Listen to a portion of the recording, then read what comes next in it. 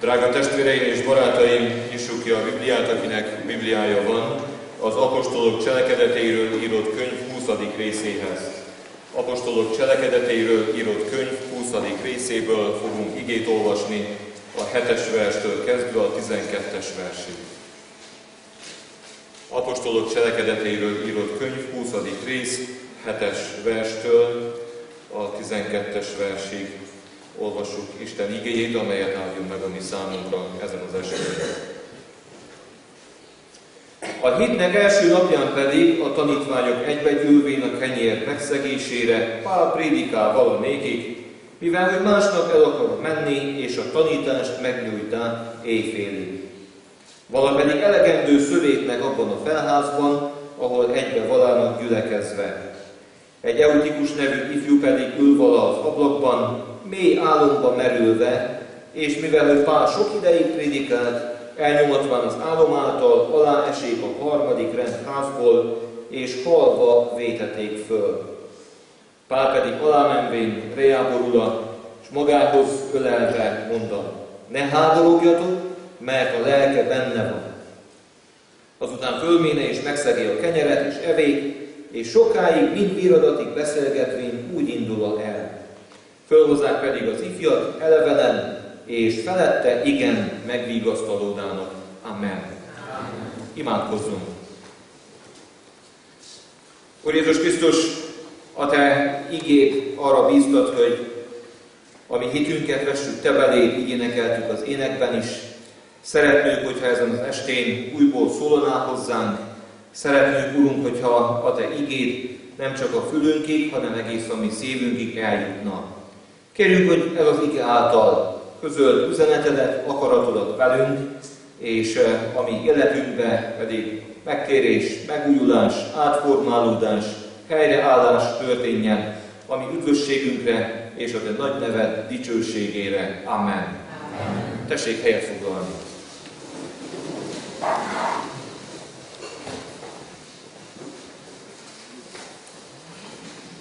Nagyon sok szeretettel köszöntök mindenkit ezen az estén, a családom nevében, diószegi gyülekezet nevében, diószegi körzet nevében, különösen a félegyházi gyülekezet nevében is, ahonnan két tag elkísért engem ide Szaládra. Isten áldását, Isten evangéliumának, Isten igéjének a győzelmét kívánjuk mindannyian.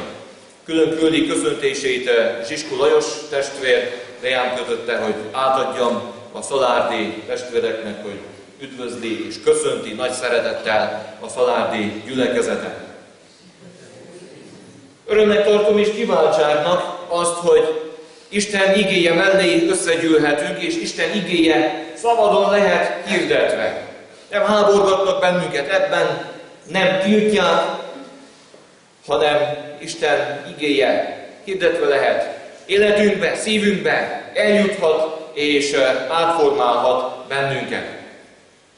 Amikor Isten igéjét hallgatjuk, legyen az evangelizáló alkalom, legyen az hétköznapi istentisztelet, vasárnapi istentisztelet, bármikor és bárhol hangzik Isten igéje, az Isten igéje mindig bennünket döntés elé állít. Mindig. Mert az Isten igéjéből az Isten akarata nyilvánul ki a mi számunkra. Amikor Isten igéjét hallgatjuk, amikor Isten igéjét olvassuk, akkor az Isten akaratával, az Isten tervével szembesülünk. És Isten hív bennünket arra, kér és felszólít bennünket arra, hogy lépjünk az ő útjára, igazodjunk az ő akaratához, tegyük magunkévá az ő igéjét, hallgassunk őre, szánjuk oda neki a mi életünket. És amikor az igét meghallgattuk, amikor az igét elolvastuk, akkor mindig döntés elé vagyunk állítva, hogy amit Isten mondott nekünk, amit az Isten beszédéből megértettünk, azt fogjuk-e cselekedni, vagy pedig nem. Fogjuk-e ahhoz igazítani a mi életünket, vagy pedig nem. Eltelt már egy néhány este, csak ha ilyen rövid időre gondolunk vissza, vagy tekintünk vissza, amikor itt ezen a helyen Isten evangéliuma szólott, Isten igéje szólott. És hadd gondoljunk saját magunkra, nem másokra, hanem a saját életünkre, hogy vajon sikerült-e nekem az Isten igéjével, az Isten evangéliumával kapcsolatban olyan döntésre jutnom, olyan döntést hoznom az életembe, amely Istennek kedves, amely Istennek tetsző. Vagy menjünk egy lépéssel még vissza, hangzott Isten igéje, megértettem-e azt, hogy mi Isten akarata? Megértettem-e azt, hogy mi Istennek a terve velem? Megértettem-e azt, hogy mire szeretne Isten engem elvezetni? Mire szeretne Isten engem megtanítani? Amikor iskolába jártunk, és vannak itt még, akik iskolába járnak, megtörténik az, hogy a tanár az iskolába elmondja a leckét, leadja a leckét, és a tanulók, a diákok lehet, hogy nem mindig értik meg úgy, ahogy kellene. És hogyha hazamegyek az iskolából, és azt mondom otthon, hogy hát én az iskolában voltam, és ott ültem a padba, koptattam a padot, koptattam a ceruzát, koptattam a füzetlapját, meg a könyvlapját, meg gyűrtem a sarkát, de megérteni nem sokat értettem meg. És lehet, hogy ez nem annyira van mindig a diáknak a szívén, hogy hát nem értettem meg a leckét, hát vajon mi lesz? Néha aggódunk, néha pedig azt mondjuk, hogy na, megy az élet tovább, aztán lesz valahogy. És lehet, hogy sokszor van a helyzet, hogy nincs is probléma egész addig, amíg nem következik el a vizsga. Amíg nem következik egy teszt, ameddig nincsen számon kérve az, hogy mit tanultunk, mit értettünk meg. Visszaemlékszek, amikor én iskolába jártam, tudtam azt, hogy a naplóban a 3. oldalon van a nevem. És amikor a tanár feleltetni akart, és hajtotta a naplónak a lapjait, hajtott egyet, kezdett a szívem jobban dobogni, hajtott még egy lapot, még jobban dobogott a szívem, és amikor a 3. laphoz ért, akkor még a lélegzetemet is visszafordítottam, főleg ha tudtam, hogy nincs minden rendben, hogy na vajon Fazakas Györgyöt onnan kiszólítja a 3. lapról, vagy nem. Az egy nagy kő esett le a szívemről akkor, amikor hajtott még egyet. Akkor már tudtam, hogy hát valószínű, hogy én nem leszek feleltetve, és nem fognak kérdéseket intézni hozzám. Tehát hadd mondjam azt, mielőtt ebbe az igébe belemerülnénk, hogy Isten szól hozzánk, Isten tanít bennünket, Isten az ő igéjét nekünk adja, és azt mondja a Biblia, hogy Isten nekünk mindent megad, ami az élethez és a kegyességhez szükséges.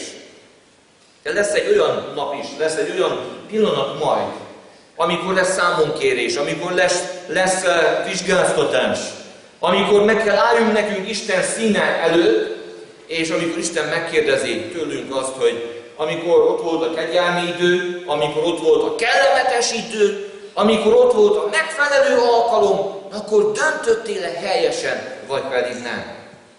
Adja jó, Atya, hogy tudjunk jól dönteni. Szeretünk és igyekszünk bölcsek lenni a mindennapi életben, hogy helyes döntéseket hozzunk. Ami az anyagiakat illeti, ami a családunkat illeti, hogy jó előmenetelünk legyen. Ami lelkünk ügyében is kell jó döntéseket hozzunk. A mi földi életünk az múlandó, de a mi lelkünk örökkévaló. És ha igyekszünk a hétköznapokban jó döntéseket hozni, igyekszünk jó iskolába menni, igyekszünk jó munkahelyet választani, igyekezünk jól menő vagy sikeres vállalkozásba kezdeni lehetőleg, hogy jól tudjunk boldogulni. Na hát akkor hadd tekintsük nagy, elsőrendű kérdésnek és problémának, hogy a mi lelkünk sorsa felől vajon hogyan döntünk. Olvastam egy kis történetet egy emberről, aki egy farmra ment el munkásnak. És a gazda, aki őt oda megfogadta munkára, azt mondta, hogy nézd, a legelső dolog, a legelső feladat, amit el kell végezzél, az, hogy az istállót egy kicsit fel kell újítani. Kell egy kicsit vakolni, kicsit messzelni, egy kicsit festeni, rendbehozni, kiigazítani. És azt mondja a gazda, előre gondolkodott, előre tervezett, azt mondja, nézd, barátom, ez a munka, ez körülbelül megtart téged olyan 3 napig. 3 nap alatt azért ezt a munkát, amit rám bíztam, illene befejezni. Na hát a munkás nekifogott a munkának, nekiugrott, szaporán, jól dolgozott, 1,5 nap alatt befejezte, amit rám bíztam. Amikor szól a gazdának, hogy kész van a munka, megnézi, megveregeti a vállát, azt mondja, ilyen munkás kellett nekem. Jól megcsináltad a munkát, jól elvégezted, a minősége is megvan, és nagyon jól beosztottad az időt. Aztán azt mondja neki, hogy nézzed, a következő feladat az lesz, hogy ott van hátul az a nagy rakás tűzifa, azt fel kell várni, fel kell hasogatni, és oda sorba kell majd rakni. És azt mondja neki, hogy hát ez meg fog tartani téged, jó sok falban meg fog tartani téged, vagy 4 napig. Neki fogott a mi emberünk, és vágta a fát, hasította, rakta sorba, égett a munka a keze alatt, 2,5 nap alatt befejezte. Megdicsérte a gazdája. Örült, hogy milyen jó munkása van neki.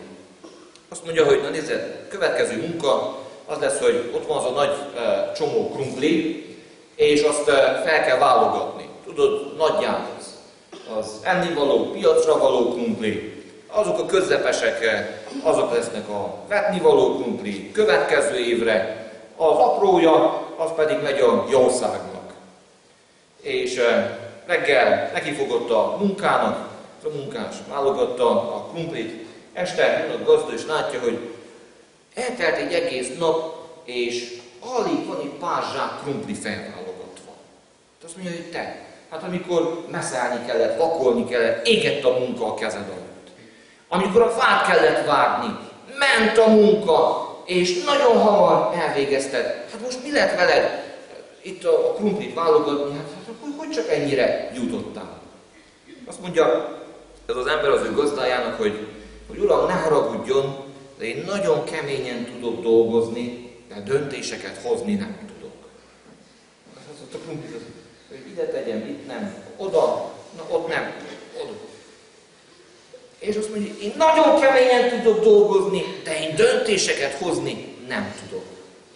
És drága testvéreim, drága barátaim, hadd mondjam azt, hogy nagyon sokszor ilyenek vagyunk, hogy amikor a mi lelkünk sorsáról kellene döntéseket hozzunk, akkor olyan erőtelenek, olyan bizonytalanok vagyunk a döntésben. Hogy vajon kövessem én az Úr Jézust? Vajon, hogy legyen? Adjam neki az életemet? Járjam az én saját utamat? Olyan nehezen tudunk döntésre jutni. Olyan nehezen tudjuk odaszánni magunkat az Úr Jézus követésébe. Hát ha segítsen nekünk az Úr, hogy ami a legfontosabb, és ami örökkévaló sorsunkat határozza meg, azokat a döntéseket tudjuk kellő időben, a kegyelmi időben, kellő bölcsességgel meghozni. 2 gondolatot szeretnék ebből az igéből kiemelni. Amikor Pál apostol ott van Troásban, utolsó alkalom, hogy ezzel a gyülekezettel találkozik, hazafele megy a 3. missziós útjáról, azután majd az ő következő útja majd néhány év múlva Rómába vezet, de akkor már az apostol, mint fogoly, megy Rómába, és megragadja az alkalmat, hogy az ő hazafele vezető útján együtt legyen a troási gyülekezettel. És a gyülekezet összegyűlt, egy elég hosszú istentisztelet volt, amelyik gondolom úgy délutántól, úgy első fázisba, első szakaszba tartott éjfélig, azután meg éjféltől egészen viradatig. Tehát én megígérem, hogy nem fogok annyit beszélni ezen a ma estén, hogy itt kelljen ülni éjfélig. Vagy legalábbis remélem. Volt ott egy fiatalember, akit Eutikusnak hívtak, és ez a fiatalember egy néhány döntést ő is meghozott az ő életébe, ott az istentisztelet alatt. És azok a döntések, amelyeket ő meghozott, azok nem váltak neki igazán a javára.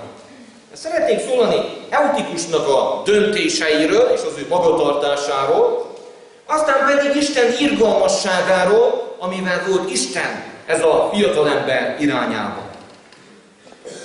Eutikusnak az egyik döntése az volt, amikor ő elment az imaházba, nem imaház volt az, valakinek lakása, egy szép nagy tágas tetőtéri terem. Az egyik döntése az volt, hogy ő az ablakból fogja hallgatni Pálnak a prédikálását. Lehet, hogy ilyen kicsit ilyen vagányabb gyerek volt. Hát én odaülök az ablakpárkányra. Kicsit fentebb vagyok, mint mások. Innen jól lehet látni. Hadd lássák, hogy én vagyok az. Rossz helyet választott magának ez a fiatalember, mert azt olvassuk itt az igében, hogy később elaludt, ahogy telt az idő. Gondolom, hogy Pál apostolnak a prédikálása azért annyira unalmas nem volt, de ez a fiatalember mégis elaludt, majd pedig az ablakból kiesett. Egy rossz döntést hozott, egy rossz helyet választott magának. És úgy elgondolkodtam, hogy mennyi jelentősége van ennek a döntésnek, amit ez a fiatalember meghozott. Mit is sugall ez a döntése neki, ez a cselekedete neki, hogy ő oda az ablakba ült, és onnan hallgatta az igehirdetést, és szemlélte az Isten tiszteletet. Hát nem ilyen ablakok voltak, mint amilyenek vannak itt imaházban, olyan ablakok voltak, hogy azokban nem volt üveg, hanem csak maga az ablaknak a helye volt meghagyva. Egyrészt, hogy járjon a levegő, másrészt meg, hogy jöjjön be világosság. Tehát teljesen nyitott ablakok voltak. Miért volt rossz ez a döntés? Miért volt rossz ez a hely?